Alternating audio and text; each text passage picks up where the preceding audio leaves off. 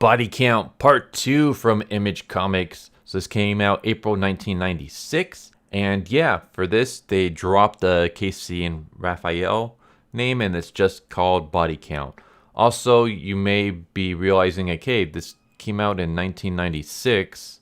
However, the issue number 6 for the Ninja Turtles came out August 1994. So why are you doing this issue before you're doing Volume 2, issue number 6? And the reason for that is because I figure since we're going to jump into Body Count, we might as well just go through all of them. So let's just get through all 4 issues of Body Count, and then we'll go back to the main run.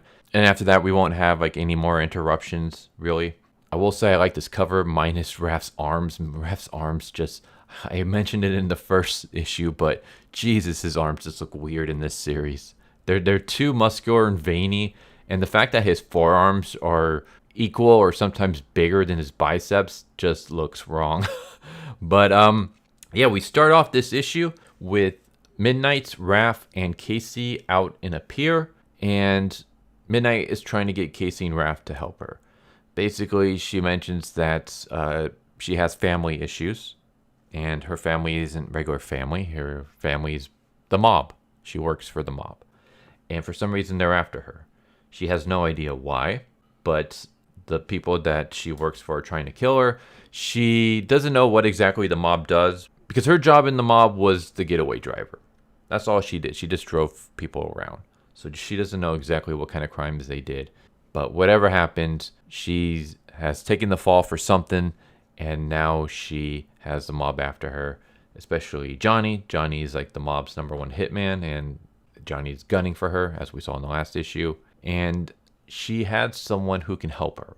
She has someone in Pittsburgh who can get her to Sanctuary, wherever that is. But basically, she needs Casey Raph's help to get her to her friend so that her friend can get her to safety and have her disappear. And of course, Raph and Casey are kind of against that at first, but after a while, they're like, all right, fine, we'll do it. So then we cut to Grand Central Station, where the 3 are wearing Halloween disguises, basically. And Midnight is going to pick up a briefcase that she has stashed in a locker inside the station. As they grab the bag, she notices Johnny and his men have arrived. And Johnny and his men just shoot the crap out of everybody that's nearby.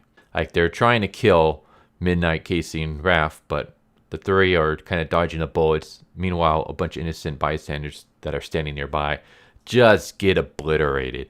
And I mean, I know the Mirage run can get kind of gory and stuff, but this is crazy over the top gore, way more than what I've seen in Mirage. This is kind of like Urban Legends, aka Teenage Mutant Ninja Turtles Volume 3 types of level of violence.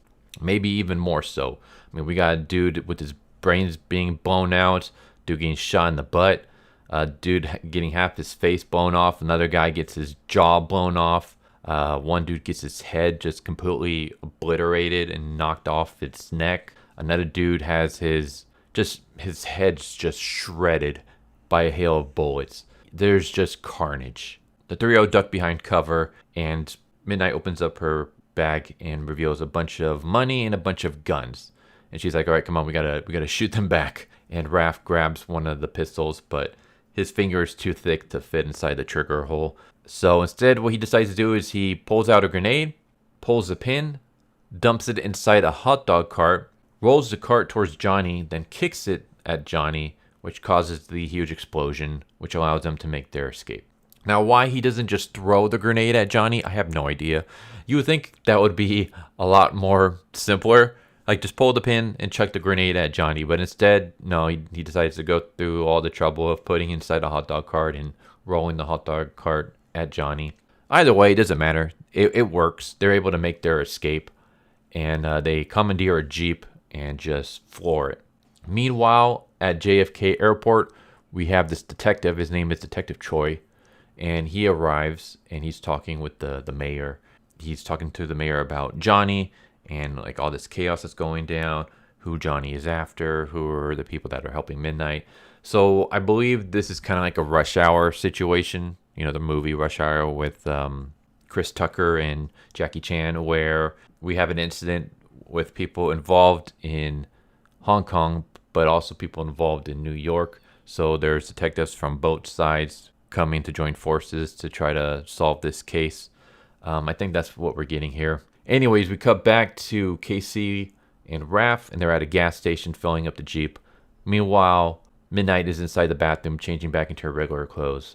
And as she's doing that, Johnny and his men pull up along the gas station and start shooting at Casey and Raph.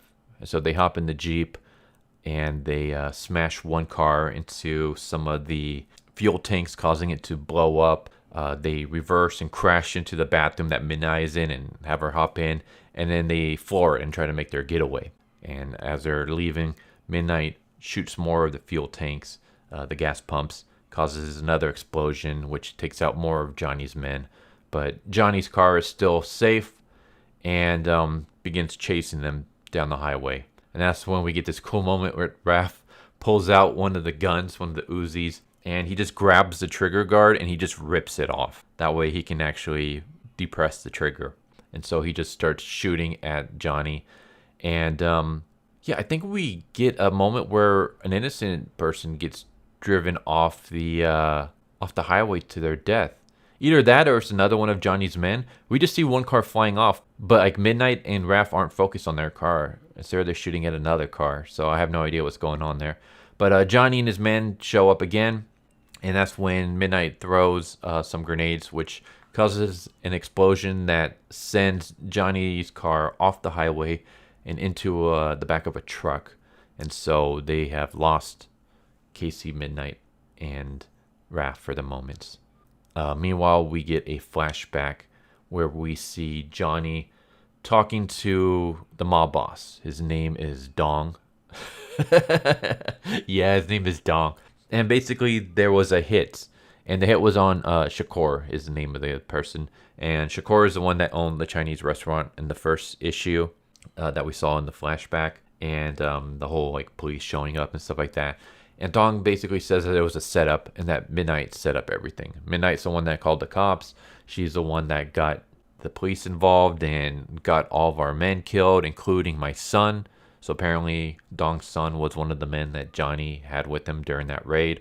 And Johnny's like, but I saw the cops shoot her. Why would she be working with them if that was the case? And Dong's like, it was all a ruse. The cops patched her up and let her go under their protection. Like, you got to go and kill her. So Johnny is like, all right, I guess that's what I'll do. So back to Midnight and the group. And they arrive at Club Dead, which belongs to Courtney. And Courtney is Midnight's old friend. And Courtney is the one that's going to be able to get Midnight to Sanctuary. So Midnight basically explains her situation, how she wants to get to Sanctuary. Meanwhile, Johnny has arrived, and he shoots his way into Club Dead and just starts blasting everyone that's inside. And in the back room, one of the men, pops in. He's been shot, and he just informs them like, hey, there's some wacko shooting up the place. Midnight immediately knows it's Johnny. And Courtney's like, all right, grab your guns, get out through the roof, and let's get the hell out of here.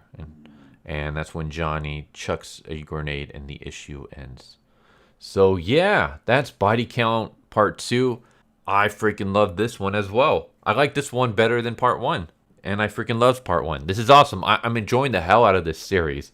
It's just crazy, violent, over-the-top action. People getting obliterated. And just, yeah, something that I wasn't really expecting to read in my Turtles comics. I read Volume 1.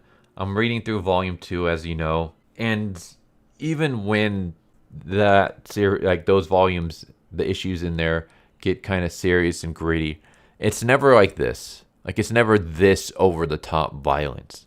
And it's awesome. I love it. Like, this is basically Ninja Turtles for adults. Which, again, like I said, the Mirage run is pretty mature and stuff. But this is just, like, really non-kid friendly. Like, I mean, we just got people getting obliterated by bullets and stuff. And I love it. It's awesome. So I'm having a lot of fun with this. We got 2 more issues to go, and then we're going to go back to the main run. But yeah, I'm enjoying this run so far, this little mini-series. Hopefully it continues to be great. But there you go. There's Body Count Part 2. Hope you enjoyed. Tell me what you think. What are your thoughts? Do you like the Turtles? Like, what's your favorite version of the Turtles? Do you prefer the Turtles to be kid friendly? Do you prefer the Turtles to be kind of like more of the Mirage run where it's more mature but not crazy over the top, gory and violent? Or do you like the Turtles more like this where it's just crazy over the top violence? Like, which version of the Turtles do you like the best? But there you go. Hope you enjoyed. Hope to see you next time. Take care. Later.